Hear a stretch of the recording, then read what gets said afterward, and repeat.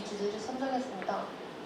여기서 마케팅을 정의하자면 제품을 생산자로부터 소비자에게 원활하게 이전하기 위한 시장 조사, 상품화 계획, 선전, 판매 촉진 등의 기획 활동을 의미합니다. 저는 1학기 순피탐구 키워드인 화장품과 2학기 순피탐구 키워드인 마케팅을 연결할 수 있는 가장 좋은 방법이 광고 촬영이라고 생각했기 때문에 이를 선택하게 되었습니다. 촬영을 준비하면서 조명은 어떤 걸 써야 할지, 광고 길이는 몇 초가 좋을지, 촬영 배경은 또 어떤 걸 활용해야 할지 등등 촬영을 준비하는 과정에서 여러 난관에 부딪혀 어려움을 겪곤 했습니다. 이러한 어려움을 해결하기 위해 저는 인터넷에 올라온 스튜디오 사진 촬영본 자료를 찾아보았습니다. 이를 통해 조명과 촬영 배경, 소품 활용 방법을 참고하였습니다. 그리고 화장품 브랜드인 클리오의 광고를 찾아보며 광고 길이, 분위기에 맞는 음악 선정 방법을 참고했습니다. 저는 촬영에 앞서 제품의 마케팅 계획을 세워보았는데요. 광고 대상은 10대와 20대 여성들로 설정했습니다. 그 이유는 10대와 20대 여성들이 화장품 산업의 주요 타겟층이라고 생각했기 때문입니다. 그리고 촬영본을 SNS 게시용 광고, 유튜브 쇼츠나 틱톡의 홍보 전략으로서 활용하는 것을 계획했습니다.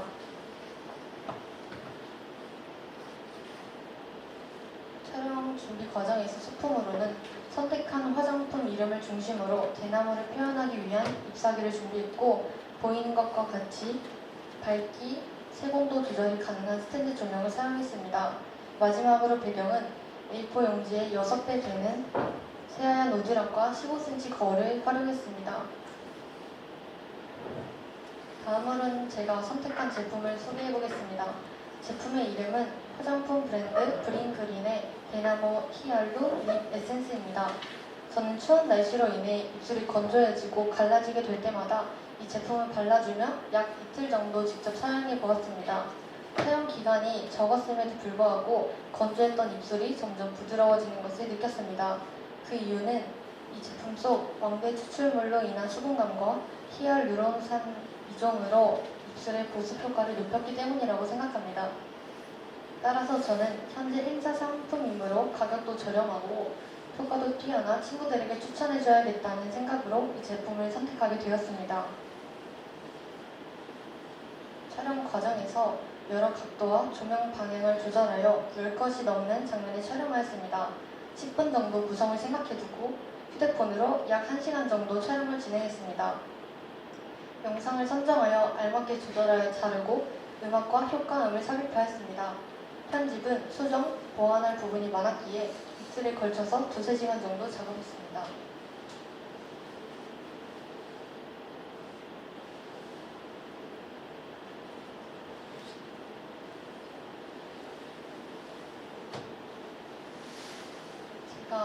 제가 이번 활동을 하면서 만든 광고 영상을 한번 보여드리겠습니다.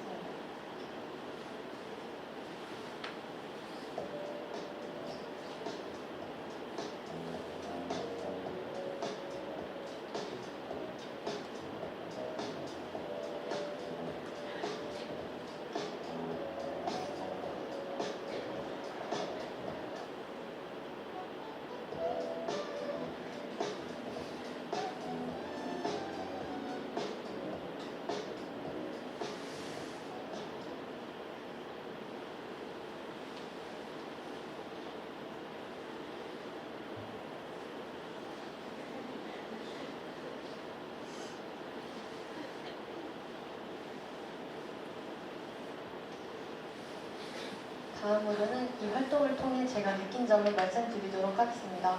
이번 립 에센스 광고 촬영 활동을 혼자 진행하며 광고 제작의 전 과정을 직접 경험할 수 있었습니다. 촬영 장소와 구도, 소품, 조명까지 스스로 결정해야 했기 때문에 한 장면을 완성하는 데에도 많은 고민이 필요하다는 것을 느꼈습니다. 특히 인위적인 조명보다 햇빛이 제품의 질감과 색감을 가장 자연스럽고 예쁘게 살려준다는 것을 깨닫게 되었고 조명의 방향과 세기에 따라 분위기가 크게 달라진다는 것도 알게 되었습니다.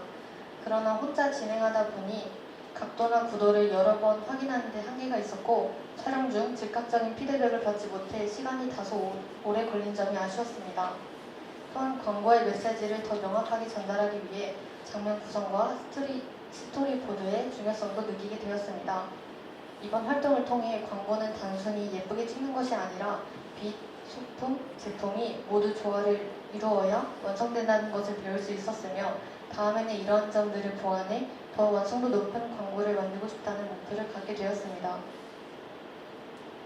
제가 2학년이 된다면 저는 1학년 때 광고 촬영 경험을 바탕으로 더욱 완성도 높은 광고 만들기라는 탐구 주제를 계획에 두고 있습니다.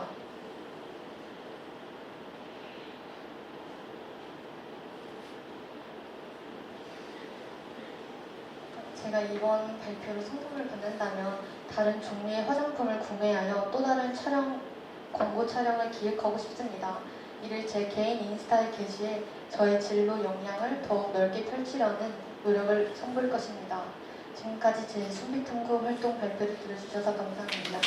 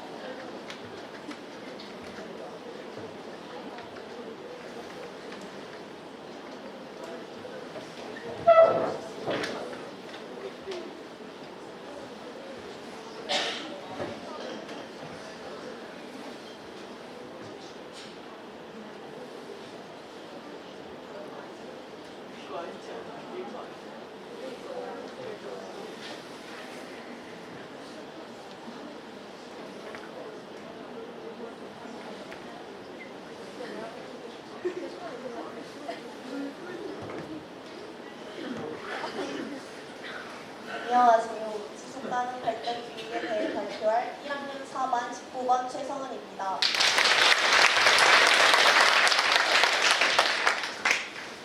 현재 저희는 기후변화와 자원 고갈의 심화, 그리고 개인의 생활 방식과 사회 구조가 환경에 미치는 영향이 점점 커지는 사회에 살고 있습니다. 이러한 상황 속에서 환경 문제는 개인의 선택과 사회적 책임이 직접적으로 연결된 문제로 다가오고 있습니다. 기존의 환경교육은 환경보호의 필요성을 인식하고 관련 지식과 태도를 형성하는 데에 중점을 두어왔습니다. 반면 지속가능 발전교육은 일상의 선택과 실천을 강조하며 지역사회 참여를 통해 실제 행동으로 이어지도록 하는 교육이라는 점에서 차이가 있습니다. 오늘날 우리 사회에 실제 선택과 행동으로 이어지는 지속가능 발전교육이 꼭 필요합니다. 저는 환경이 중요하다는 사실을 알고 있음에도 우리의 행동이 쉽게 바뀌지 않는 이유가 시민으로서 환경 문제에 대응할 판단력과 실천력, 그리고 타인과 함께 문제를 해결하는 역량이 충분히 길러지지 않았기 때문이라고 생각했습니다. 그래서 이러한 역량을 기르는 지속가능 발전 교육에 주목합니다. 지속가능 발전 교육은 현대 사회의 환경 문제에 대응하는 시민 역량 형성에 어떤 역할을 할까라는 주제로 탐구를 진행하게 되었습니다. 저는 이 탐구를 진행하기 위해 위기를 넘어서 환경교육과 지속가능 발전 교육이라는 책을 읽었습니다. 이 책은 지속가능한 미래를 만들기 위해 지속가능 발전 교육을 지역사회에서 확산할 수 있는지 다양한 전략을 제시하고 이러한 교육이 개인과 지역사회에 어떤 변화를 만들어낼 수 있는지를 다양한 사례와 이론을 통해 설명하고 있습니다. 이제 지속가능 발전 교육이 시민 역량 형성에 어떤 영향을 미치는지 세 가지로 나누어 설명하겠습니다. 첫 번째로 지속가능 발전 교육은 미래 예측적 거버넌스 역할을 합니다. 여기서 미래 예측적 거버넌스란 미래의 불확실성에 대비해 다양한 주체가 협력하여 변화를 예측하고 대응 전략을 마련하는 방식을 말합니다. 이는 문제가 발생한 뒤 대응하는 것이 아니라 문제를 미리 예상하고 예방하는 접근입니다. 지속가능 발전 교육은 현재의 선택이 미래에 어떤 영향을 미칠지를 생각하게 하여 당장의 이익과 미래의 가치를 함께 고려하는 성견지명을 길러줍니다. 또한 예측하기 어려운 위기 상황에서도 유연하게 대안을 모색할 수 있는 역량을 키워줍니다. 이해를 돕기 위해 두 가지의 예시를 들어 설명하겠습니다. 저희가 흔히 알고 있는 속담 중에 솔고 외양간 고친다라는 말이 있습니다. 기존의 환경교육이 소를 잃은 뒤 외양간을 고치는 사후 대응에 가까웠다면 지속가능 발전교육은 소를 잃기 전에 외양간을 미리 점검하고 보완하는 사전 예방에 가깝습니다. 이 역할을 조금 더 쉽게 이해하기 위해 우리 모두가 매일 겪는 일상 속 예시를 하나 들어보겠습니다. 바로 급식 시간입니다. 급식을 받을 때 배가 고프다는 이유로 반찬을 평소보다 많이 담았다가 결국 식판에 남겨본 경험이 다들 한 번쯤은 있으실 것입니다. 기존의 환경교육은 그 결과를 보고 잔반에 남기지 마라, 음식을 아껴야 한다 라고 말하는 데에 집중했습니다. 즉, 문제가 발생한 뒤에 수습하는 방식이었습니다. 반면 지속가능 발전교육은 급식을 받기 전에 내가 이만큼을 다 먹을 수 있을까? 만약 남기게 된다면 이 음식은 어떻게 될까? 다음 몇 초라도 이렇게 생각하게 합니다. 이처럼 지속가능 발전교육은 10년, 20년 뒤의 미래를 미리 상상해보고 문제가 발생하기 전에 지금 우리가 어떤 선택을 해야 할지를 고민하게 하며 시민이 장기적인 관점에서 책임 있는 결정을 내릴 수 있도록 돕는 역할을 합니다. 두 번째로 지속가능 발전교육은 교육과 문화를 결합하여 사회적 내재화를 이끄는 역할을 합니다. 이는 환경 보호를 자연스럽게 실천하게 되는 생활 방식으로 만드는 데 목적이 있습니다. 지식의 문화와 경험이 결합되면 사람들은 부담을 느끼기보다 즐겁게 참여하게 됩니다. 거창하게 느껴질 수 있는 환경 문제를 문화 활동이나 공동체 경험 속의 작은 경험으로 바꾸어 시민이 작은 실천도 변화를 만들 수 있다는 자기 효능감을 갖도록 합니다. 또한 개인이 혼자 환경 문제를 공부하는 방식에서 벗어나 문화 행사나 공동체 활동에 참여하면서 사회와 연결되어 있다는 심리적 유대감을 형성하게 합니다. 지금 말씀드린 자기 효능감과 심리적 유대감이 바로 와닿지 않을 수 있습니다. 그래서 사례 하나와 함께 설명하겠습니다. 바로 플로깅 활동을 생각해 볼 수 있는데요. 플로깅은 조깅을 하면서 쓰레기를 줍는 활동으로 몸으로 직접 경험하는 문화 활동에 가깝습니다. 이 과정에서 시민은 내 작은 행동이 거리와 환경에 변화를 줄 수 있다는 사실을 인식하게 되고 이를 통해 자기 효능감, 즉 나도 변화를 만들 수 있다는 감각을 형성합니다. 이렇게 환경 문제를 거창하거나 먼 문제로 느끼는 대신 일상 속에서 실천 가능한 문제로 인식하게 되는 것입니다. 또한 플로깅과 같은 활동은 함께 걷고, 함께 줍고, 함께 변화를 확인하는 경험을 제공합니다. 이를 통해 시민은 환경 문제를 사회와 연결된 공동의 문제로 인식하며 심리적 유대감을 형성하게 됩니다.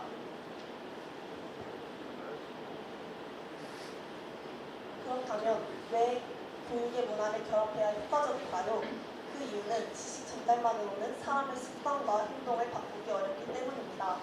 지속가능 발전 교육은 문화적 가치를 교육에 더함으로써 환경 보호를 개인의 생활과 정체성 속에 자연스럽게 녹아들도록 합니다.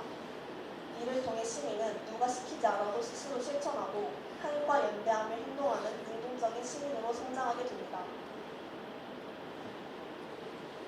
두 번째로 지속가능 발전 교육은 인지적 유연성을 기르는 역할을 합니다.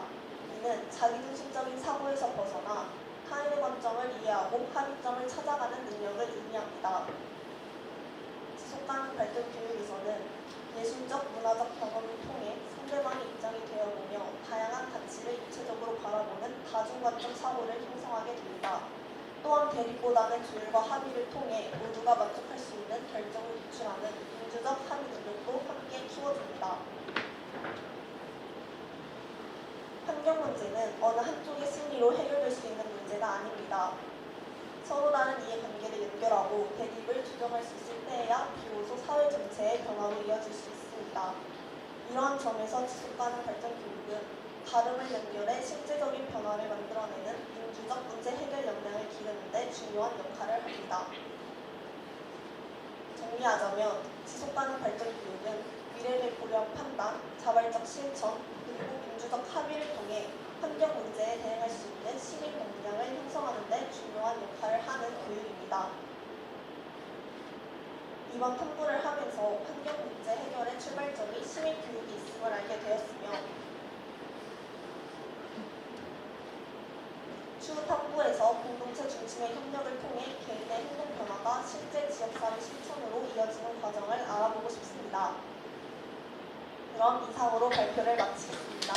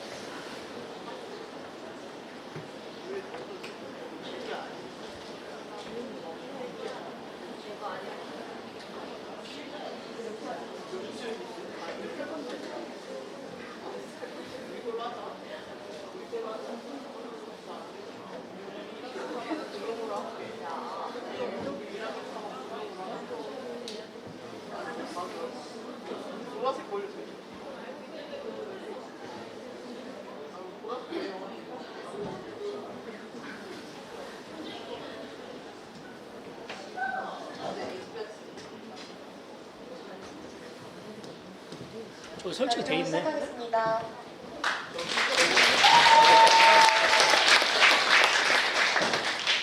안녕하세요. 이번 숲빛 탐구 말로 움직이는가 말로 무너지는가 라는 주제로 탐구하고 너무 감사하게도 이 자리까지 서게 된 1609 박지연입니다.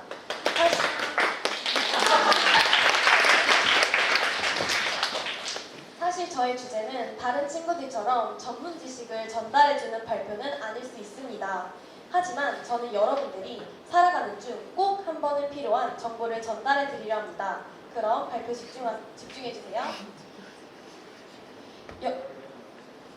여러분들도 수행평가 기간에 조별과제를 하다 보면 왜 어떤 팀은 말이 잘 통하고 결과도 좋은데 왜 어떤 팀은 시작부터 분위기가 무너질까라는 생각을 해보신 적이 있을 거라고 생각합니다. 저 역시 수행평가 활동이 늘어나면서 조별과제 중 말투 문제, 특정 팀원이 역할적으로 소외되는 문제를 자주 경험했습니다. 그래서 저는 조별과제뿐만이 아니더라도 집단 안에서 일어나는 문제의 원인이 단순히 그 사람의 성격이나 능력이 아니라 말의 방식, 즉 언어의 형태와 기능에 있지 않을까라는 의문을 가지게 되었습니다.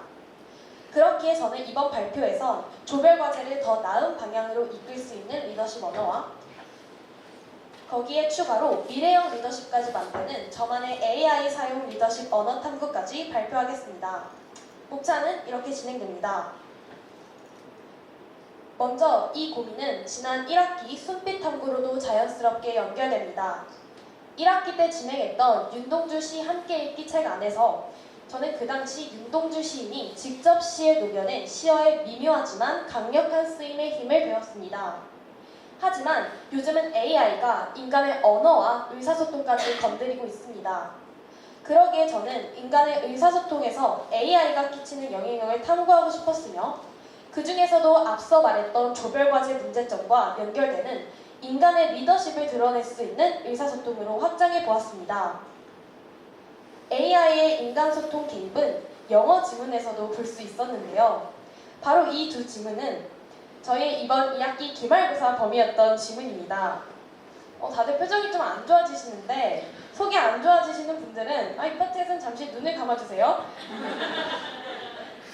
첫 번째 올림푸스 2 15강 1번에서는 좋은 디자인은 좋은 의사소통을 필수로 한다고 말합니다. 저는 이 부분에서 그렇다면 과연 여기서 말하는 좋은 의사소통은 무엇일까? 라는 의문을 품었으며 기계와의 완전한 의사소통이 이루어져 문제를 해결할 때 또한 최고의 만족감만을 느낀다는 내용에선 두 번째 지문 10월 모의고사 41, 42번 지문을 비교해 읽어볼 수 있었습니다. 이 지문에선 AI가 창의력을 저하시킬 수 있는 문제점을 강조하는데요. 저는 제가 지금 탐구하고 있는 주제인 의사소통에선 과연 예외일까? 라는 궁금증을 던졌습니다. 저는 앞으로 다가올 디지털 시대에 AI가 인간의 능력과 기술을 저하시키는 문제는 모든 분야에서 나타날 것이라고 생각합니다. 기계와의 완전한 의사소통으로 문제를 해결하는 데에 초점을 둔 첫 번째 지문과 인간의 의사소통 능력도 또한 저해될 가능성을 추론하게끔 하는 두 번째 지문을 비교하며 읽는 과정에서 이 질문은 더 깊은 탐구 주제로 확장되었습니다. 여기 보이는 이 사진들, 이게 어떤 활동을 하는 장면인지 대충 예상하시겠나요? 바로 이 사진은 사회 실험을 하는 한 부분의 일부입니다.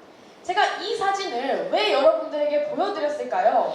지금 여기서 눈치 빠르신 분들은 이미 짐작 좀 하셨겠지만 저는 2달 전쯤 사회 실험을 작게 진행하였습니다. 사회 실험을 왜 진행했냐고요? 먼저 말의 힘과 같은 추상적 언어를 제가 자료하고 말로 풀어내기에는 조금 한계가 있었습니다. 그래서 실제 팀에 적용하며 구체화하기 위해서 사회 실험을 진행하였고요. 두 번째는 언어의 영향을 관찰하는 데 있어 단순한 설문조사와 인터뷰는 한계가 있음을 느꼈습니다. 그럼 저의 사회 실험에 참여한 실험자들을 소개하겠습니다. 팀 A는 통합사회 수행평가팀이고 창업과제이며 조건 성립 언어를 사용하였습니다. 왜 이 팀이었을까요? 비교적 다수의 집단이었기 때문에 저의 언어가 얼마나 많은 영향을 끼칠 수 있는지 궁금했습니다. 두 번째는 팀 B입니다. 삶과 종교에서 유교 조사를 하는 과제 수행평가였습니다. 총 이 팀 B에서는 조건 비성립 언어를 사용했습니다. 왜 굳이 많고 많은 팀에서 또 이 팀이었을까요? 이 팀 B는 비교적 팀원들의 수가 적었기 때문에 소수의 집단에선 나의 언어가 또 얼마나 많은 영향을 끼치는지 궁금했습니다. 아까 거로 돌아가자면 저는 이 실험을 위해 백기복의 미래형 리더십의 조건이라는 책을 바탕으로 총 6가지 가설을 세웠습니다. 첫 번째 조건인 정보 처리 능력입니다. 많은 정보를 어떻게 처리하는지도 중요한 리더십의 조건이 됩니다. 찾고자 하는 정보를 키워드로 말하며 구분한다면 자료 수집 시간은 충분히 감축된다는 결과를 예상합니다. 두 번째로는 개인적 편견 배제 능력입니다. 근데 아닐 수도 있어. 좀 너무 별로인 것도 근데 오히려 또 괜찮을 수도 있다? 라는 표현을 사용하며 편견은 낮추는 원언을 반복합니다. 효과로 팀원들의 더 적극적인 참여를 예상합니다. 세 번째로 자신만의 경험만을 강조하는 경험의 노예가 되는가, 잘못된 정보에 현혹되는가 모두 첫 번째와 동일한 효과를 예상합니다. 과정관리 능력은 내 말만이 맞다고 그거를 판단하고 생각하는 것이 아닌 너희는 어떻게 생각해? 이건 어떨까? 라는 말들을 사용하며 팀원들과 함께 판단합니다. 모든 학생들이 참여하는 팀 분위기를 형성합니다. 다음으로 구성원 동기부여 능력, 주장과 근거를 항상 조사를 검토한 후 제시하며 말의 신뢰를 높이는 조건 6, 잘못된 정보에 현혹되는가를 마지막으로 가설을 모두 설명드렸습니다. 이제 그럼 제가 실시한 사회실험 영상을 시청하셔야겠죠? 잠시 시청하겠습니다.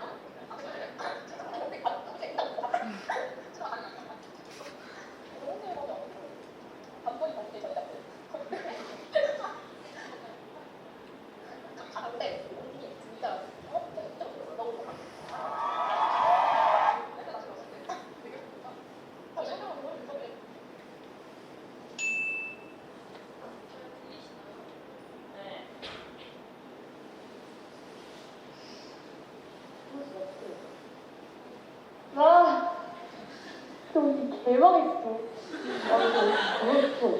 아니 이게 주제가 너무 힘들고 너무 게으르잖아. 진짜 멤버 이거 진짜 어떡하지? 진짜 대박있어.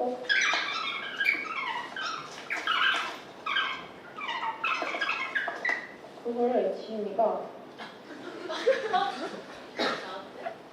그거 진짜 보고 해. 그리고 태연이가 일단 위에 해.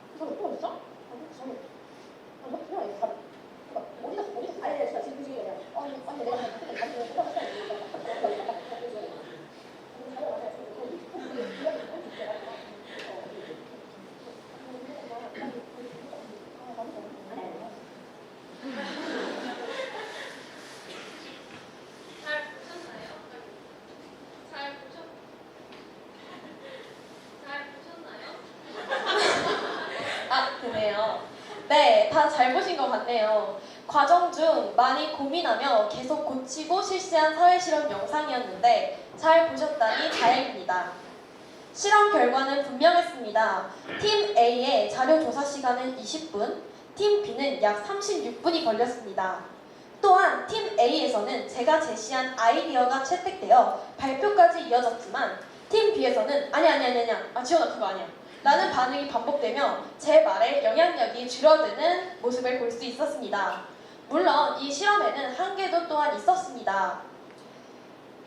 팀이 2개뿐이었고 학교 수행평가라는 환경적 제약도 있었습니다. 그래서 저는 이를 보완하기 위해 친구들한테 설문조사를 부탁해서 설문조사를 진행했습니다.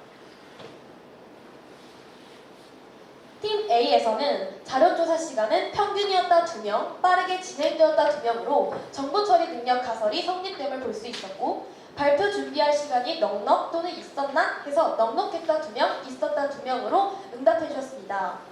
세 번째로 팀원 박지연의 근거 확실성은 했을 때 확실한 자료를 제시했기에 정보와 근거는 확실했다. 4명으로 응답해 주었고 네 번째, 3번 연장 질문으로 내가 근거 확실한 자료를 했기 때문에 그런 대답으로 인한 영향은? 을 물었을 때 확신이 생겼다. 확실한 자료로 설득력이 높아졌다.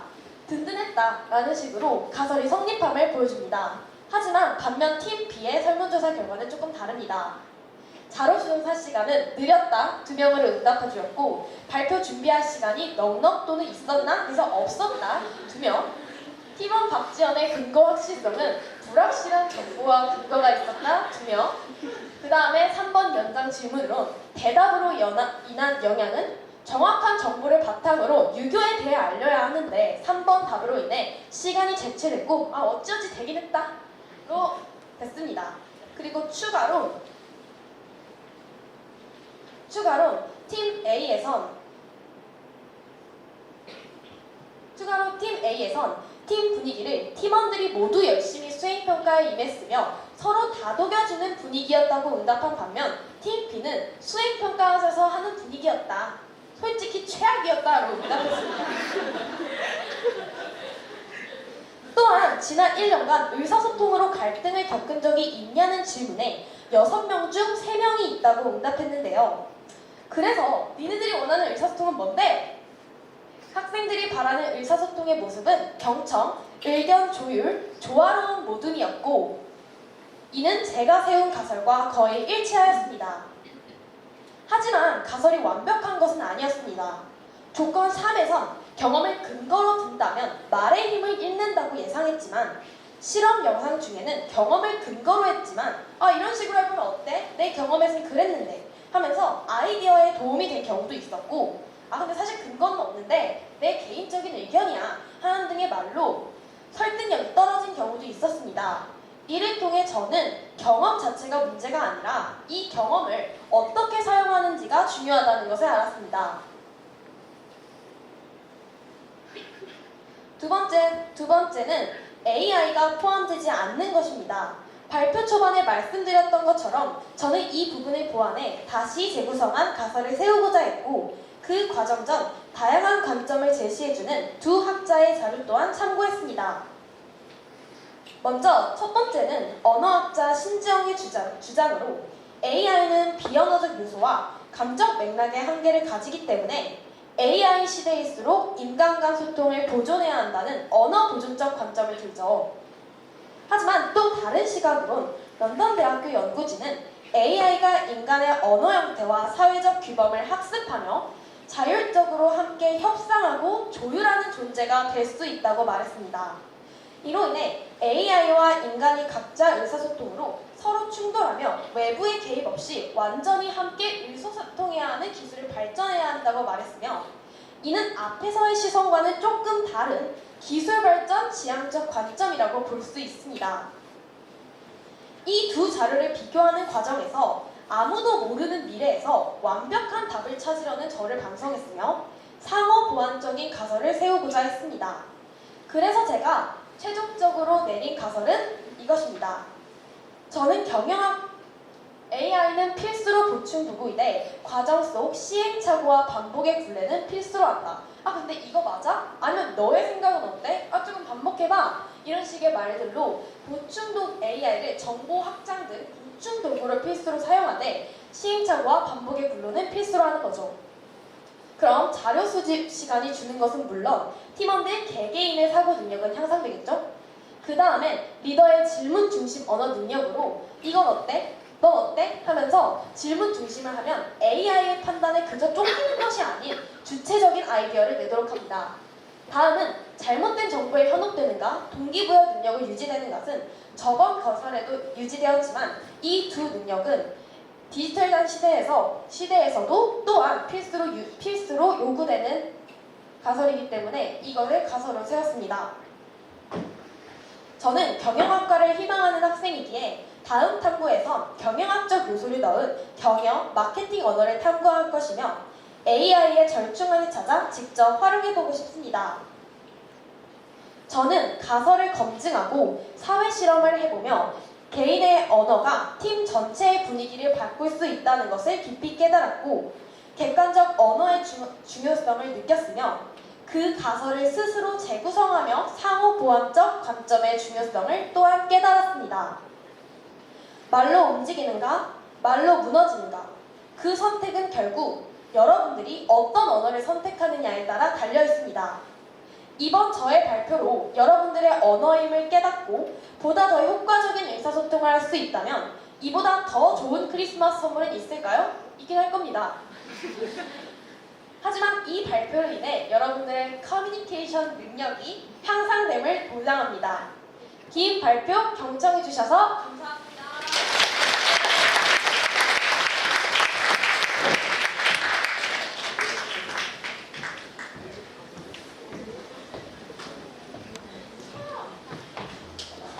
네, 다음 발표하는 친구들이 준비가 아직 안 돼가지고요. 좀 쉬고 이어서 3명의 발표 듣도록 하겠습니다.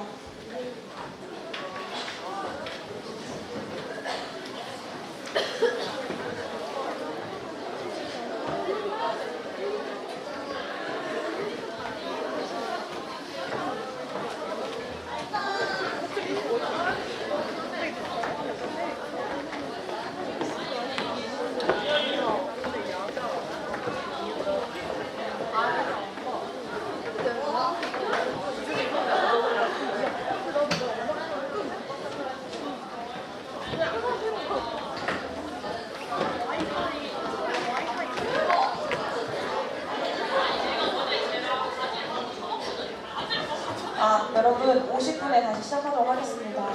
네, 50분에 다시 시작하도록 할게요.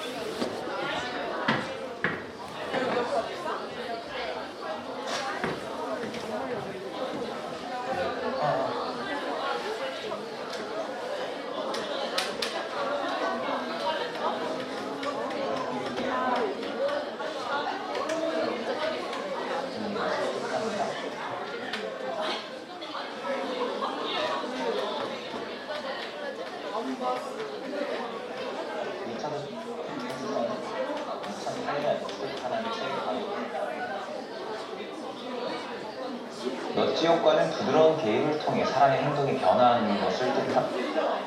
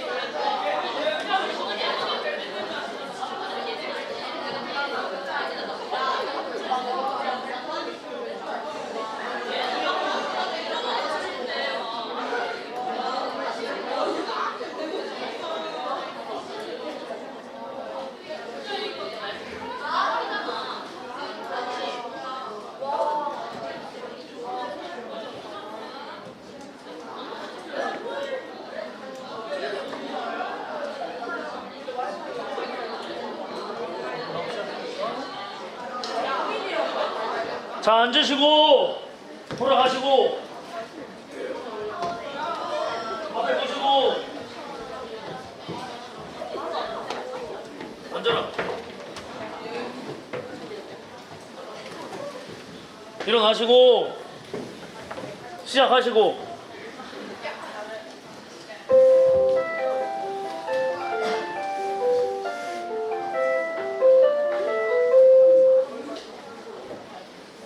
안녕하세요. 저는 여러분의 아이돌이 되고 싶은 제 이름은 1학년 1반의 차예은입니다. 인사드리겠습니다.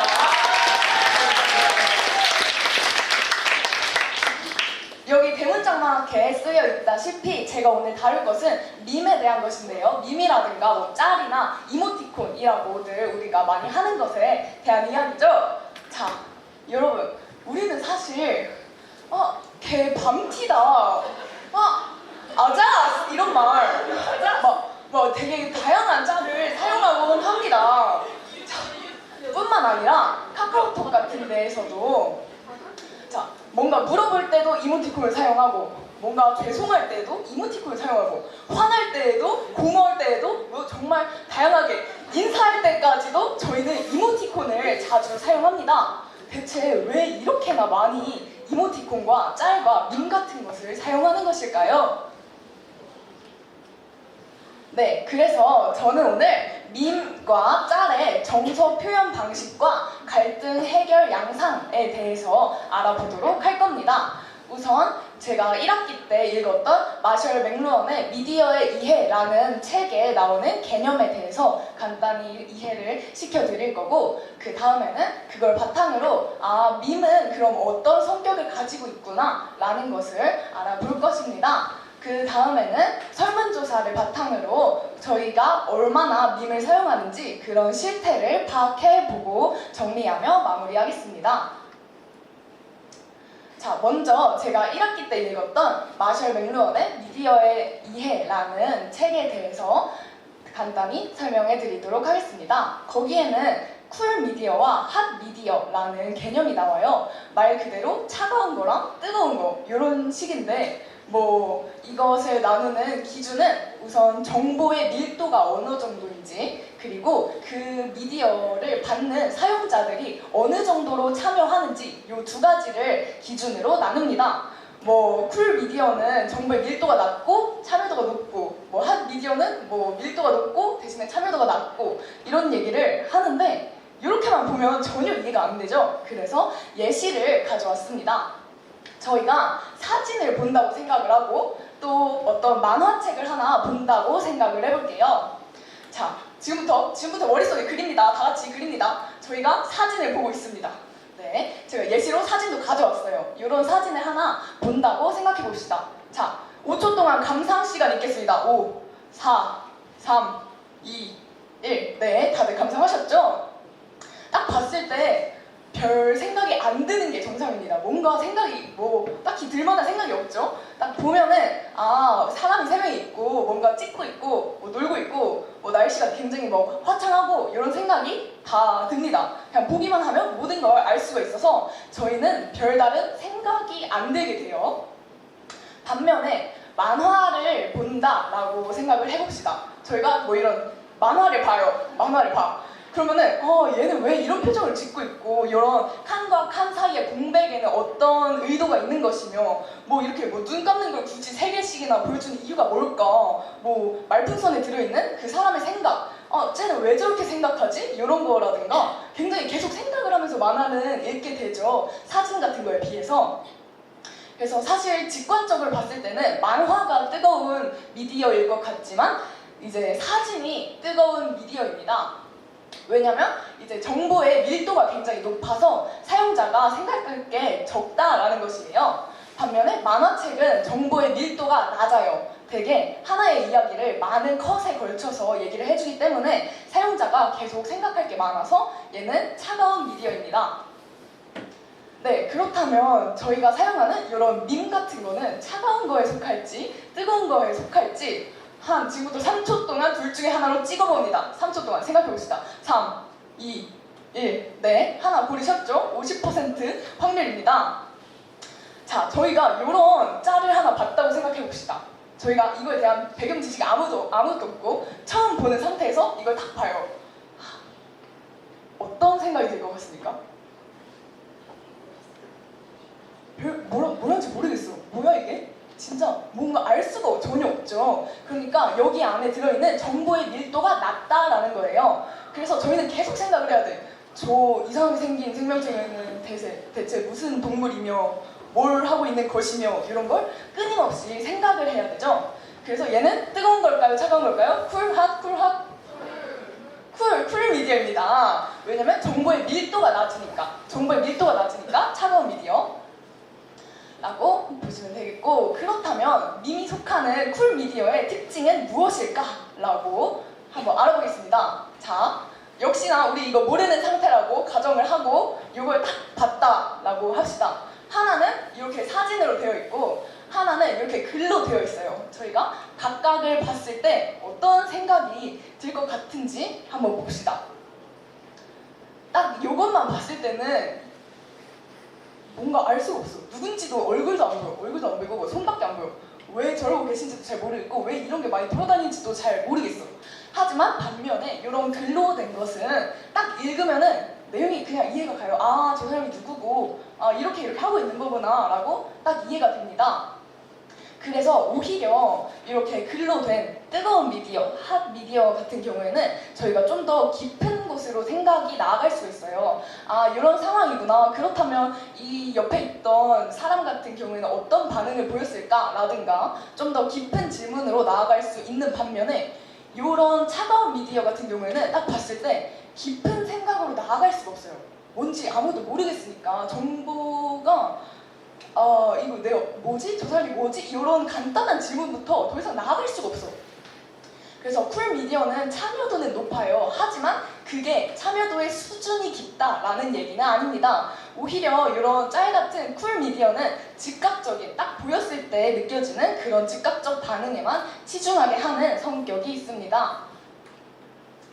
네, 저희가 그럼 이런 쿨 미디어의 특성을 가지고서 짤에 대해서 실제로 얘가 어떤 성격, 어떤 역할을 하는지 알아볼게요. 제가 만약에 뭐 아빠한테 막 잔소리를 들었어요. 뭐 아빠가 막 우리한테 막 공부하라 그래. 우리 공부 한 정각에 시작하려고 했는데 지금 58분인데 갑자기 아빠 들어와가지고 공부 좀 하래. 대체 뭐 하는 거니? 기분이 좀 나쁘고 좀 약간 짜증도 나고 되게 속상하고 그런 마음이 되게 오묘한 감정이 들 수도 있죠. 그런데 내가 거기에다가 아빠한테 대고 어쩔 TV라고 대응을 합니다. 그러면 어떻게 될까요? 이거는 제 마음이 다 전해질 수 있을까요, 이게? 어쩔 TV라는 내 글자 안에 나의 이 오묘한, 나는 곧 2분 후에 하려고 했던 이런 마음과 속상함과 뭐 그러면서 약간 좀 아빠한테 좀 미안하기도 하고 화내고 보니까 그런 오묘한 마음을 전혀 설명하지 못하죠. 그리고 요거는 이제 아빠가 듣는 대로 해석해야 되잖아요. 오로지 해석이 아빠한테 맡겨져 있어. 아빠가 내 어쩔 TV를 보고 쟤가 화났구나 라고 생각하면 아빠는 그냥 내가 화났다고 생각을 하겠죠. 아빠가 딱 듣고 쟤가 내 말을 장난으로 여기는구나 라고 생각한다면 아빠한테는 그냥 그렇게만 전해지겠죠. 그래서 이런 짤과 밈과 이런 어쩔 TV 같은 멘트들은 청자에게 해석을 많이 위임시키기 때문에 좀 제대로 전해지지 않는 부분이 있습니다. 그리고 이거를 글로 정리를 해보면은 뭔가 글이 많죠? 그 말로만 설명해도 되고 지금까지 제가 얘기한 내용 그대로입니다. 이제 제 입장에서 어쩔 TV를 사용한 제 입장에서는 굉장히 편해요. 나는 이제 아빠한테 아빠 내가 지금 아빠가 내가 58분이잖아? 나는 정각에 공부를 진짜로 하려고 했는데 아빠가 2분 전에 이렇게 얘기해가지고 정말 뭔가 기분이 오묘하고 짭짤하고 정말 속상하고 그렇다라고 얘기하는 대신에 어쩔 TV로 나타낼 수 있으니까 제 입장에서는 굉장히 편리한 거예요. 밈이라는 건 편리한 성격을 가지고 있습니다. 그 대신에 정서를 굉장히 단순화시킨다라는 거죠. 그리고 이제 해석이 나에게 있는 게 아니라 오로지 청자가 어떻게 해석하느냐에 따라서 달라지기 때문에 그런 오해가 생길 수 있습니다. 듣는 사람에 따라서. 다음으로는 이 짤과 밈 같은 것은 갈등을 회피시키는 역할도 합니다.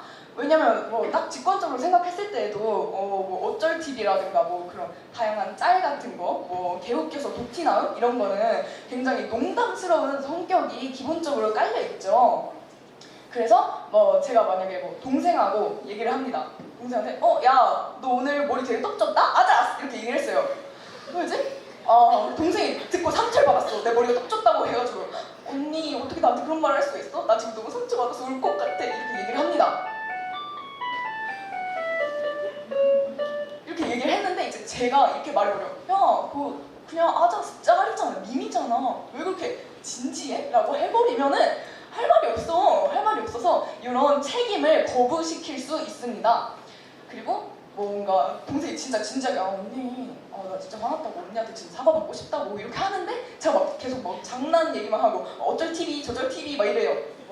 어쩔 냉장고 막 이렇게 얘기를 하면은 긴장이 풀리잖아요. 이제 밈이라는 것 자체가 긴장된 분위기에 안 어울리기 때문에 그런 진지한 대화로 나아갈 수가 없어요. 그래서 갈등을 회피하는 성격이 굉장히 탁월합니다. 또 자, 대화 단절 요거는 어색하게 생각하실 수도 있는데 여러분 지금 떠올려 보세요. 서로 상호 간에 받고 주고받고 할 수 있는 그런 밈이 뭐가 있습니까? 저 하나밖에 생각이 안 나거든요. 할래멀래 애매하긴 해. 이거 말고는 어떤 밈도 제가 본 것 중에서 상호 간의 그런 교류가 일어나는 건 본 적이 없어요. 이제 밈 같은 거는 저희의 대화 도중에 있는 맥락에서 끼워 넣어지는 게 아니라 그냥 그 다른 맥락에 있던 มี่을 억지로 저희 대화에 끼워 넣는 거기 때문에 조금 단절되는 부분이 있을 수밖에 없습니다. 네, 그럼 지금부터 저희 동급생을 기준으로 했던 이제 사용 실태에 대해서 알아볼 건데요. 이거는 뭐 카톡이나 DM이나 이런 걸 할 때 이모티콘과 뭐 스티커 같은 걸 얼마나 사용하느냐라고 물어봤는데 이거 말고 항목이 2개나 더 있었는데 그거는 투표율이 안 나와서 뺐습니다. 이제 25% 미만 한 4분의 1을 쓴다고 한 친구들이 거의 30% 되고 그리고 나머지는 반 이상을 계속 쓴대요. 반 이상을 계속 이모티콘만 던져. 계속 어쩔 TV 저쩔 TV 이거만 한대. 정말 충격적입니다. 맞죠? 굉장히 많이 쓴다라는 걸 알 수 있었고 그럼 왜 이렇게 많이 쓰냐 우리 요즘 애들은 물어봤는데 첫 번째가 이제 말로 하기 어려운 그런 것들을 표현 가능하다.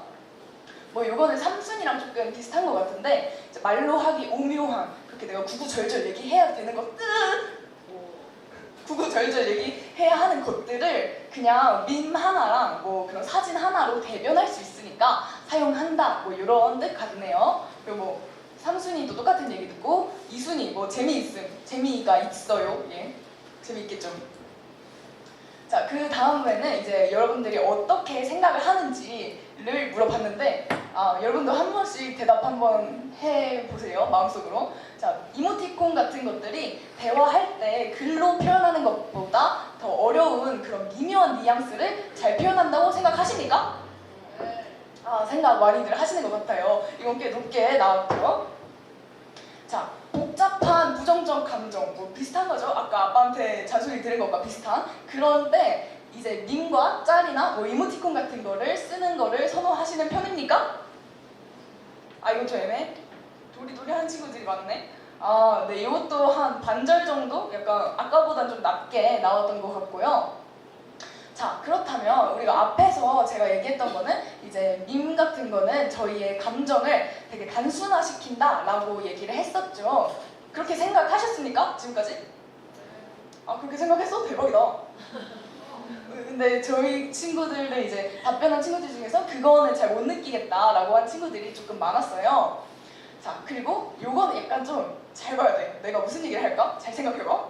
그래서 지인과 만약에 오해가 생겼어. 동생과 약간 뭐 언니, 오빠랑 약간 뭐 좀 말다툼을 해. 이럴 때 언니 나랑 진짜 얘기 좀 할까? 이렇게 하는 대신에 그냥 밈이나 뭐 적절한 이모티콘 같은 거를 보내면서 부드럽게 상황을 풀어보려 한 경험이 있습니까? 없어요? 이건 약간 이것도 저희 거 중에서는 제일 낮게 나왔는데 이게 이런 오해가 생겼을 상황에 이런 밈을 안 쓴다라고 하는 거는 밈이 내 마음을 전부 대변해주지 못한다라는 거를 인지하고 있기 때문이겠죠. 무의식 중에. 그런데 앞에서 어디까지 가? 앞에서 저희가 자신의 감정을 단순화시키느냐라고 생각하냐는 질문에는 별로 수치가 높지 않았습니다. 내 감정을 단순화시키고 있다라고 의식적으로 생각하고 있지는 않지만 무의식 중에 알고 있기 때문에 정작 진지한 상황이 되고 내 마음을 제대로 털어놓아야 하는 상황이 됐을 때는 밈과 짤을 사용하지 않는 그런 경향을 볼 수 있습니다. 네, 여기까지 잘 이해되셨죠? 제가 얘기한 것들. 그래서 총 정리를 해보자면 우리는 어떻게 해야 될까? 뭐 다들 뭐 굉장히 많은 짤을 사용하는데 그럼 나만 뭐 뒤처지고 아무것도 하지 말아야 될까? 이런 건 아니죠. 이제 하지만 알고는 있어라.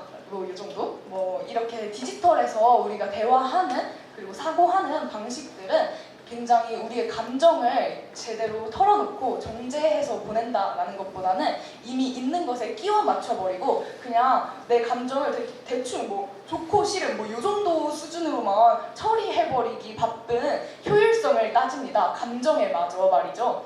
이제 저희가 뭐 AI니 뭐니 이런 거 하면서 뭐 감정이 뭐 중요하고 인간의 고유한 것이고 이런 얘기가 많은데 그렇게 생각을 하신다면 더더욱 이런 사소한 것들에도 주의를 할 필요가 있겠습니다. 밈이 굉장히 편한 건 맞죠? 편하고 재밌고 그렇지만 이런 단점이 있다라는 것을 이해하고 다들 이해하셨나요? 오늘? 아, 다행입니다. 그리고 복잡한 감정, 저희가 드는 다 설명하지 못한 그런 복잡한 감정 이런 거를 그래도 스스로 한번 느껴보고 아 내가 지금 정확하게 어떤 기분인 거지? 이런 오묘까리한 그런 마음을 어떻게 표현해야 될까? 이런 거를 뭐 써본다든가 일기 같은데 뭐 그런 의식적으로 이런 걸 해보려는 시간을 가지셨으면 좋겠습니다. 이런 걸 이제 하지 않다가 이제 나중 돼서는 여러분들의 생각과 감정까지도 그냥 효율에 치중되어 버리고 뭐 무슨 기계화가 되는 것 마냥 단순화가 되어버리면 안 되니까요. 그렇죠? 아, 네, 그렇습니다. 저는 이제 여러분들이 굉장히 간추릴 수 없는 이제 여러분만의 꿈을 잘 키워내셨으면 좋겠습니다. 이상으로 발표 마무리하겠습니다.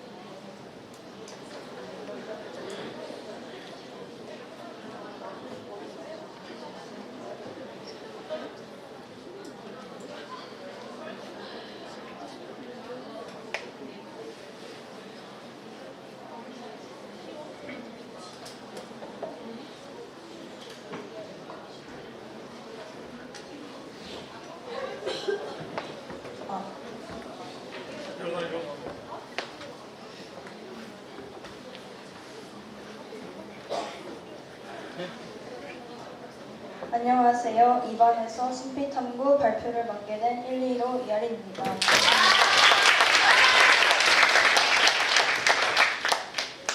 먼저 목차를 설명해 드리겠습니다. 첫 번째 목차에서 탐구 주제에 대해서 설명을 해드리고 그 다음에 탐구 동기 및 주제, 핵심 개념, 사례 분석을 통해 발견한 공통점과 문제점, 재현 및 대안, 마지막으로 결론 및 진로 연결로 마무리를 지어보도록 하겠습니다. 저는 이번 탐구에서 영상과 공연 작품이 만들어지는 과정 속에서 협업이 어떻게 이루어지는지 그리고 그 협업 구조가 작품의 완성도에 어떤 영향을 미치는지를 중심으로 살펴보았습니다. 보통 우리는 한 편의 드라마, 영화, 뮤지컬을 볼 때 결과물만 접합니다.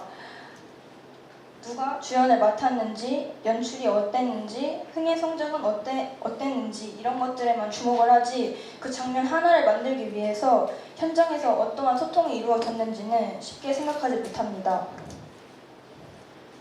하지만 제작 현장은 한 명의 천재가 이끄는 공간이 아니라 수십에서 수백 명의 스태프가 동시에 움직이는 협업의 공간입니다. 저는 이 점이 늘 궁금했고 이번 탐구의 출발점이 되었습니다. 이 주제를 선택한 가장 큰 이유는 작품이 개인의 성취로만 소비되는 구조에 대한 문제의식이었습니다. 메이킹 영상이나 인터뷰 콘텐츠를 보면 대부분 감독이나 배우의 이야기 위주로 구성되어 있고 실제 현장을 지탱하는 스태프들의 모습들은 잘 드러나 있지 않습니다. 그러나 현장에서는 카메라 각도 하나, 조명 타이밍 하나, 배우의 동선 조정 하나에도 수많은 논의와 협력이 필요합니다. 저는 이런 보이지 않는 과정들이 작품의 완성도에 얼마나 중요한 역할을 하는지 직접 사례를 통해 확인해보고 싶었습니다. 이번 탐구에서 제가 가장 중요하게 본 개념은 협업 구조입니다. 여기서 협업 구조란 단순히 역할을 나누는 것이 아니라 각자의 전문성이 존중되는 상태에서 의견이 공유되고 상황에 따라서 유연하게 조정되는 제작 방식이라고 생각했습니다. 특히 현장의 분위기와 소통 방식이 협업의 질을 결정한다는 점에 주목했습니다.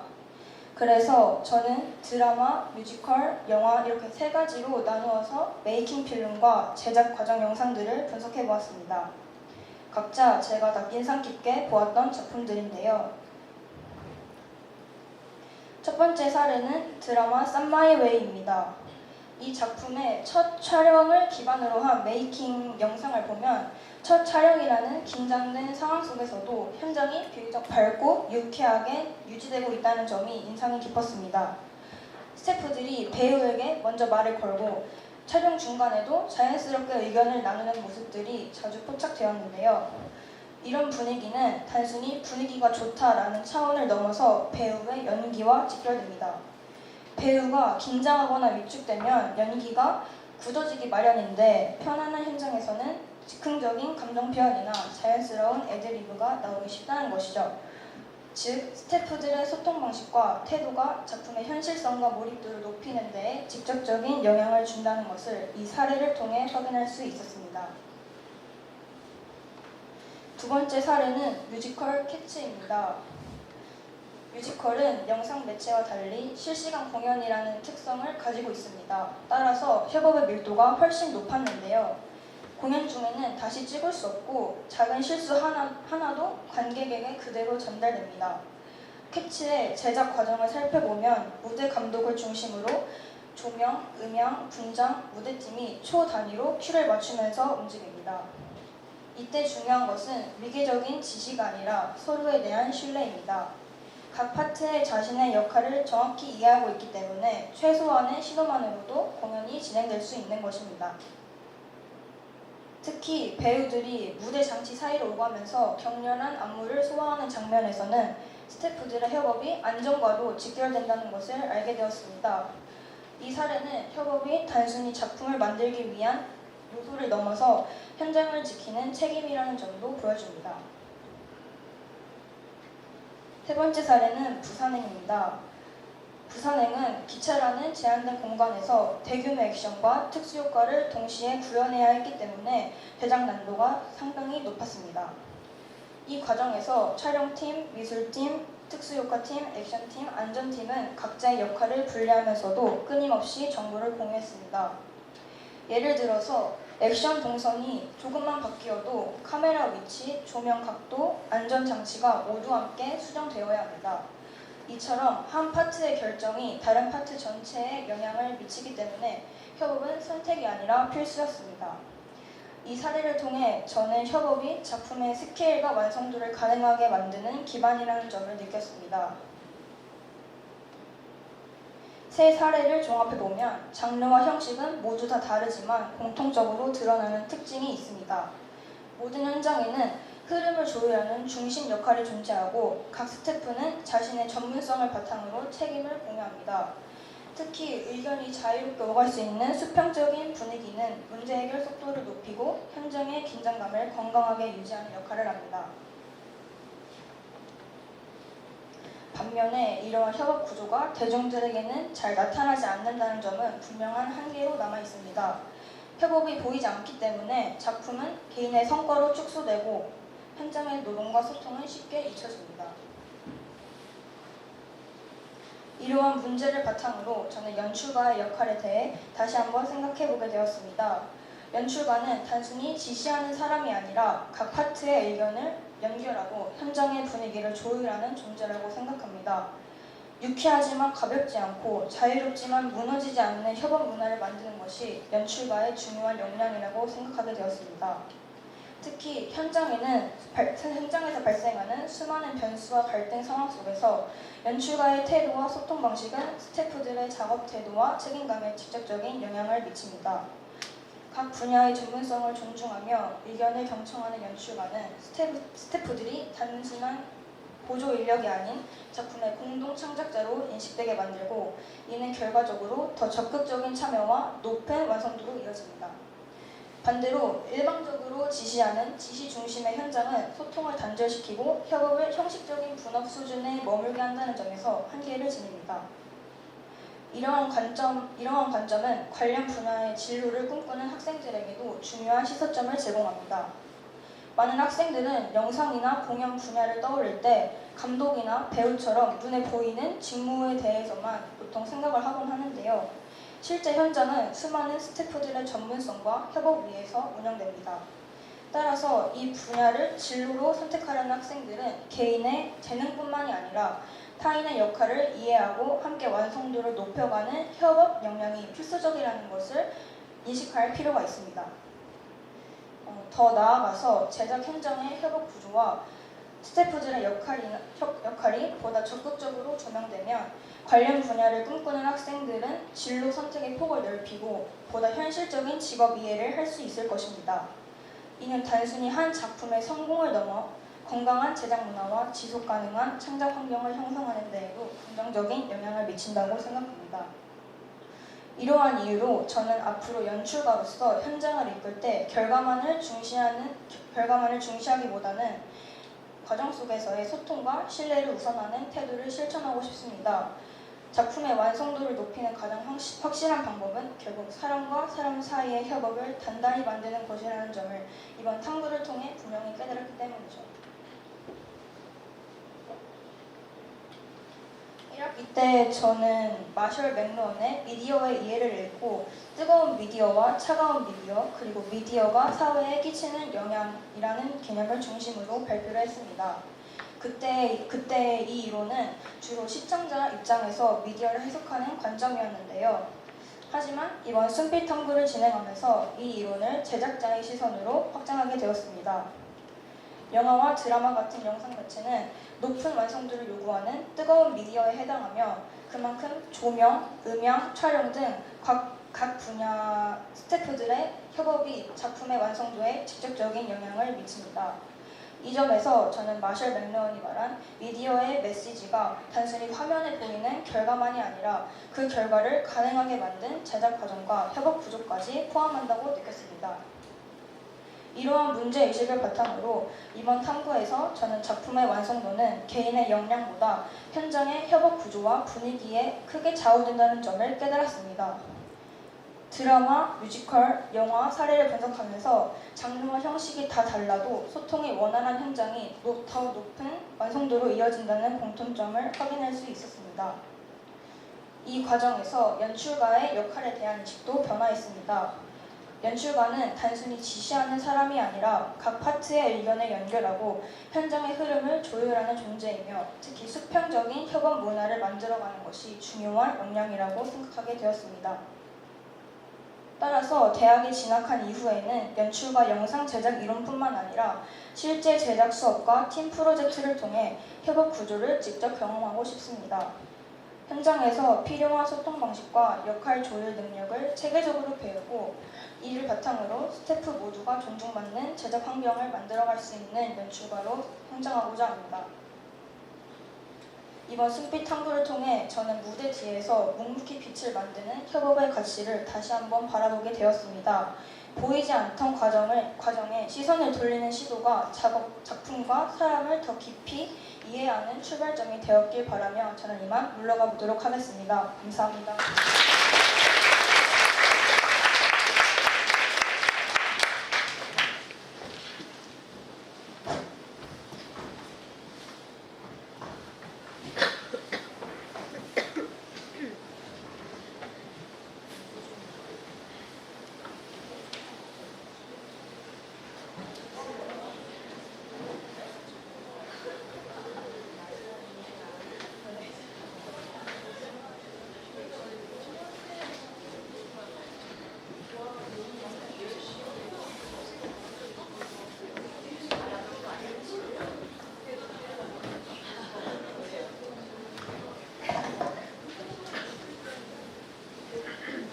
잘했어.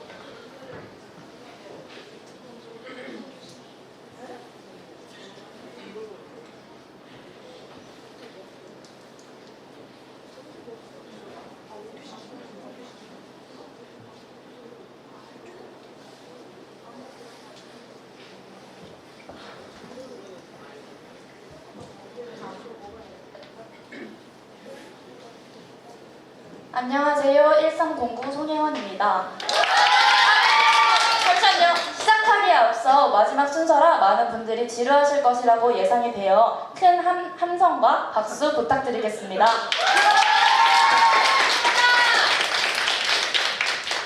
네, 감사합니다. 이제 발표 시작하도록 하겠습니다.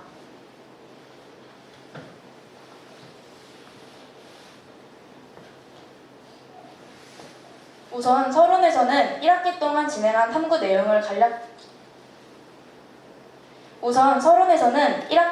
진행한 탐구 내용을 간략히 소개하고 이를 바탕으로 2학기에 진행한 심화탐구 주제를 소개하겠습니다. 본론에서는 먼저 이 주제를 선택하게 된 이유와 함께 탐구 대상과 문제 상황을 설명한 뒤 실제로 어떤 방식으로 탐구했는지를 알려드리려고 합니다. 결론에서는 탐구를 통해 얻은 결론과 향후 확장 가능성을 제시하고 이번 탐구 전반을 통해 느낀 점과 배운 점을 공유하며 결과를 마무리하겠습니다. 먼저 저의 1학기 탐구 주제를 간략히 소개하겠습니다. 1학기에는 넛지라는 책을 바탕으로 사람들이 스스로 합리적으로 선택한다고 믿는 것과 달리 실제 선택은 개인의 의지보다 환경과 선택 구조에 더 크게 영향을 받는다는 점에 주목하였습니다. 이때 넛지라는 개념을 처음 들어보신 분들도 많을 것 같아 짧은 영상으로 넛지라는 개념을 이해하고 넘어가겠습니다.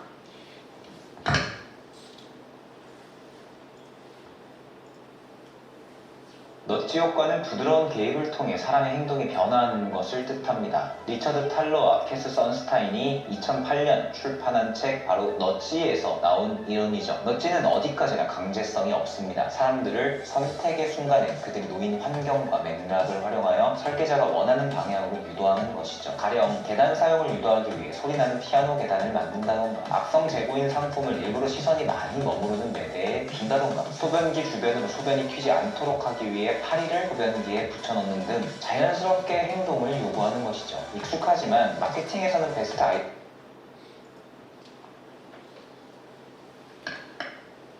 영상에서 봤듯 넛지라는 책에서는 사람들이 모든 정보를 계산해서 판단한다기보다 기본값이나 눈에 잘 띄는 정보, 그리고 가장 적은 노력이 드는 선택을 따르는 경향이 있다고 설명합니다. 즉, 사람을 바꾸는 것보다 선택이 이루어지는 구조를 바꾸는 것이 더 효과적일 수 있다는 넛지의 책이 인상 깊었습니다.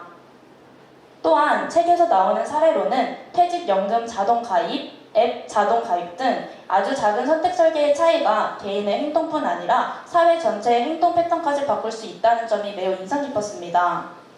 또한 이 과정에서 저는 넛지가 정책이나 기업 사례에만 적용되는 개념이 아니라 구조를 어떻게 설계하느냐에 따라 학생들의 행동이 보다 자발적이고 긍정적인 방향으로 변화할 수 있을 것이라고 생각하며 1학기 탐구를 마무리하였습니다. 이를 바탕으로 2학기에는 한 단계 더 나아가 심화 탐구를 진행하였습니다. 저의 2학기 탐구 주제는 구조는 한정된 자원의 효율성을 높이는 더 나은 선택을 어떻게 유도하는가입니다. 또한 이번 탐구에서 핵심적으로 등장할 개념 3가지는 행동 경제학에서 등장하는 용어인 넛지, 선택 구조, 시각적 프레이밍입니다. 넛지란 앞서 설명했듯 선택을 강요하지 않으면서 개인의 자유를 보장한 채 더 나은 선택을 유도하는 방법입니다. 선택 구조란 개인이 선택을 하게 되는 환경과 정보 제시 방식, 기본값으로 구성되며 사람들의 행동 방향을 결정하는 핵심 요인으로 작용되는 방법입니다. 시각적 프레이밍이란 정보를 어떻게 보여주냐에 따라 인식과 판단이 달라지며 추상적인 메시지보다는 구체적인 시각 정보가 행동 변화를 더 효과적으로 유도하는 방법, 즉 눈에 잘 띄는 정보라는 점이 핵심이라고 보시면 되겠습니다. 다음으로는 주제 선정 이유입니다. 저는 1학기 때 읽은 넛지를 통해 사람의 선택이 개인의 의지보다 환경과 구조에 크게 영향을 받는다는 점에 주목하게 되었습니다. 이를 바탕으로 학교 생활 속 실제 문제에 넛지 이론을 적용해 보고자 하였습니다. 자원 낭비 문제는 흔히 개인의 태도 문제로 인식되지만 선택이 이루어지는 구조에 의해 반복적으로 강화된다고 판단하였습니다. 기존의 아껴 쓰자와 같은 도덕적 호소 중심은 행동 변화에 한계가 있다고 느꼈기 때문입니다. 이에 행동이 발생하는 구조 자체를 변화시킬 때 자원 사용 방식이 실제로 달라질 수 있는지를 확인하고자 이 주제를 선정하게 되었습니다. 본격적으로 탐구 대상 및 문제 상황에 대해 말씀드리겠습니다. 여러분들도 모두 한 번쯤은 학교 내 화장실 휴지가 다 떨어져 불편함을 겪은 일이 있으시지 않으신가요? 저희 학교 화장실에서는 휴지 사용이 과도해 저녁 시간대에 화장실 휴지가 고갈되는 문제가 반복적으로 등장하고 있습니다. 저는 이를 단순히 학생들의 절약 의식 부족 때문이라기보다 휴지 사용에 대한 명확한 기준이나 시각적 안내가 제시되지 않아 학생들이 매번 스스로 판단해야 하는 구조적 환경에서 비롯된 문제가 아닐까라는 판단을 하게 되었습니다. 최종적으로 휴지 낭비 문제는 개인의 습관이나 태도보다 사용 기준이 부재한 선택 구조 속에서 강화되는 자원 낭비 사례로 볼 수 있으며 구조를 변화시킬 경우 실제 행동 역시 달라질 수 있을지 탐구할 필요가 있다고 생각해 이 주제를 탐구 주제로 선택하게 되었습니다.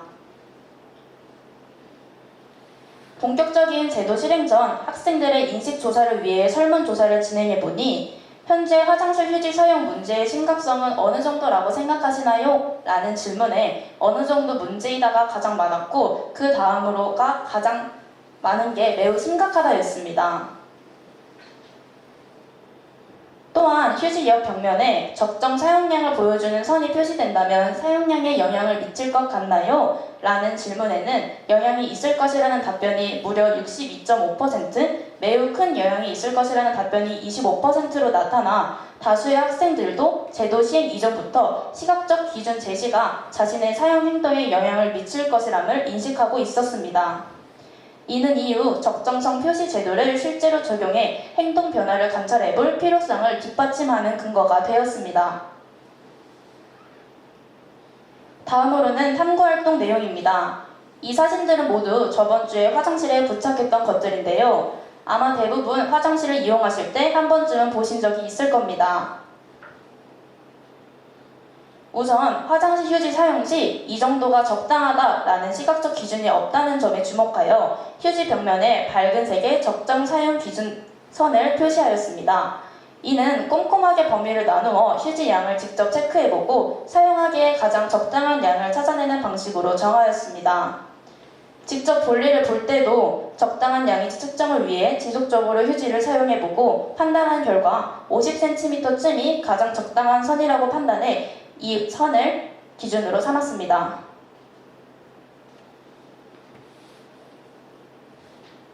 또한 구체적인 행동 방법을 제시하는 안내 문구도 함께 부착하였습니다. 이는 아껴 쓰자와 같은 추상적 메시지 대신 즉시 실행 가능한 행동을 제시하는 넛지 방식으로 행동 변화를 유도하기 위한 설계입니다. 추가로 제가 직접 만든 포스터도 함께 부착하였습니다. 왼쪽 포스터는 우리가 무심코 낭비한 휴지의 대가를 결국 나무가 감당하고 있다는 구조를 시각적으로 드러내며 개인의 사용 행동이 환경에 미치는 영향을 인식하게 하는 포스터입니다.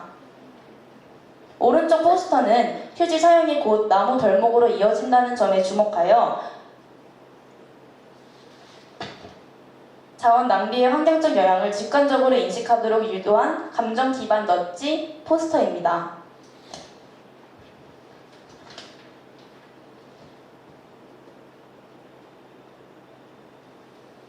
이 적정성 표시 제도의 가장 큰 장점은 휴지를 얼마나 써야 할지 매번 스스로 판단해야 했던 기존 구조와는 달리 적정선을 통해 이 정도면 충분하다는 기준을 눈에 보이게 제시함으로써 고민 없이도 자연스럽게 사용량을 조절할 수 있다는 환경을 만들었다는 점입니다.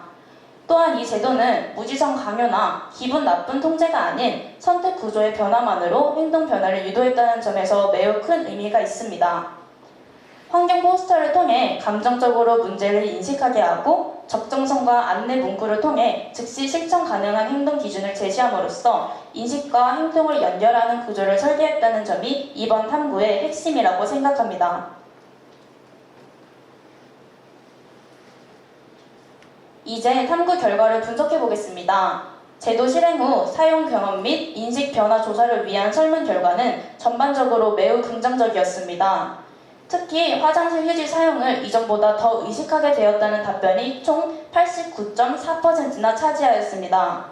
약 90%라도 보아도 무방한 결과인데요. 네, 정말 놀라운 결과입니다. 또한 본인의 휴지 사용량 감소 체감, 얼마나 써야 할지에 대한 고민 감소 같은 항목에서 구조가 실제 행동에 영향을 줬다는 흐름이 전반적으로 확인됐음을 볼 수 있습니다. 좋죠? 이는 해당 제도가 일정 부분 성공적으로 작동했으며 넛지 개념이 실제 상황에서 활용 가능함을 보여주는 사례라고 볼 수 있습니다. 여기서 잠깐! 혹시 본인이 실제 이 화장실 휴지 적정성 제도를 사용해본 후기를 말해보겠다고 하는 학생이 있으실까요? 있으실까요?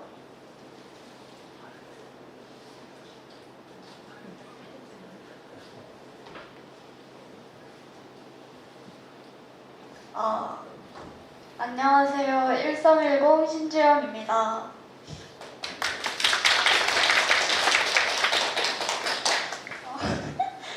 솔직히 말하면은 예전에 화장실을 쓸 때는 이 정도면 괜찮겠지?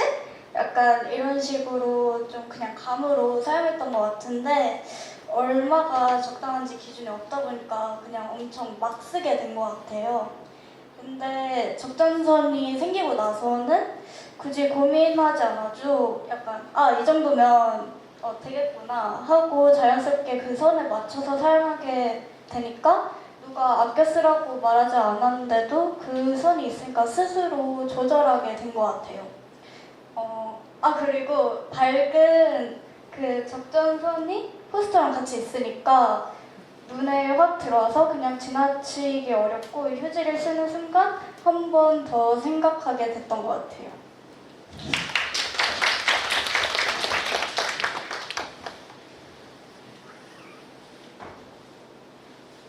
네, 갑작스러운 질문에도 좋은 답변 감사합니다. 발표 학생의 말대로 적정선 제도는 자원에 매우 긍정적인 영향을 미칩니다. 이어서 발표 이어가도록 하겠습니다. 다음으로 저에게 특히 의미 있었던 결과는 휴지 사용에 가장 많은 영향을 준 것은 무엇이라고 생각하시나요? 라는 질문에 밝은 색의 적정선이 가장 많이 나타났다는 점입니다. 이 결과는 이번 탐구가 행동 경제학 이론에 기반한 구조 설계 실험으로서 실제로 작동했음을 보여주는 핵심 근거입니다. 적정선은 선택을 강요, 명령하지 않으면서 환경을 설계해 자연스럽게 더 나은 선택을 유도합니다. 또한 사용 기준이 없던 기존 구조와는 달리 적정선 제시는 판단 부담을 줄여 행동 자체가 달라지도록 만든 선택 구조의 효과를 입증합니다. 마지막으로 적정선이 밝은 색으로 표시되었다는 점은 추상적 문구보다 눈에 띄는 시각적 기준이 행동 변화를 더 쉽게 만든다는 시각적 프레이밍의 효과를 입증합니다. 즉, 이번 설문 결과를 통해 넛지, 선택 구조, 시각적 프레이밍이라는 행동 경제학의 핵심 개념이 학교 화장실이라는 일상적인 공간에서도 실제 행동 변화로 이어질 수 있음을 보여준 사례라고 생각합니다.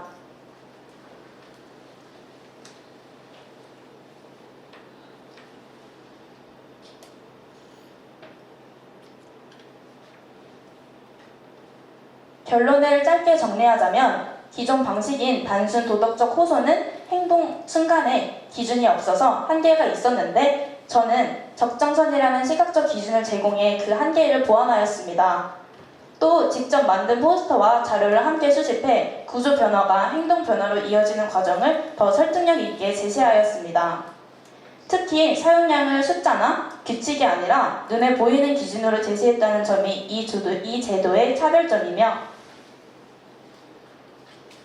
환경 설계만으로도 자원 사용의 효율성을 높일 수 있음을 보여주는 사례라고 생각합니다. 설문에서 다수 학생들이 제도가 지속된다면 앞으로도 실제로 사용할 의향이 있다고 답해 일회성 캠페인이 아니라 지속 가능한 구조적 제도로 발전할 가능성을 확인하였습니다. 또 이러한 접근은 휴직뿐 아니라 급식 잔반, 교실 전기 난방, 프린트물 사용 낭비 문제에 대해서도 확장 적용할 수 있다고 판단하였습니다. 아래는 이번 탐구에서 받은 피드백들로 대변과 소변에 따른 적정선을 따로 부착하면 어떨까? 더 긴 시간 동안 진행되었으면 행동 개선에 더 큰 영향을 미쳤을 것 같다. 적정선을 볼 때마다 환경을 생각하는 모습이 눈에 띄게 보여서 나 스스로도 좀 더 신경 쓰게 되었다. 라는 피드백들을 받았는데요. 이런 피드백 등을 통해 행동 경제학에 기반한 제도를 실행하게 된다면 이번 활동에서 받은 피드백을 위주로 보완해 나가고 유지하려 합니다. 마지막으로 이번 탐구를 통해 느낀 점을 말씀드리며 발표를 마무리하겠습니다. 저는 이번 활동을 통해 자원 낭비 문제는 개인의 의식보다 선택 구조에 의해 반복될 수 있는 문제임을 알게 되었고 시각적 기준을 제시하는 구조적 개입이 실제 행동 변화를 유도할 수 있음을 검증하게 되었습니다. 추가로 자원 관리, 소비 문제를 구조적 관점에서 지속적으로 탐구하고자 하는 문제의식으로 확장할 수 있었습니다. 이번 탐구에 참고한 자료들입니다. 이 중 제가 가장 많은 도움을 받은 자료는 바로 넛지라는 책입니다. 혹시 제가 발표한 내용에 대해 관심이 있으신 분들은 이 책을 꼭 한 번씩 읽어보신다면 좋겠습니다. 긴 시간 동안 발표 들어주셔서 감사합니다. 이상 발표 마치겠습니다. 감사합니다.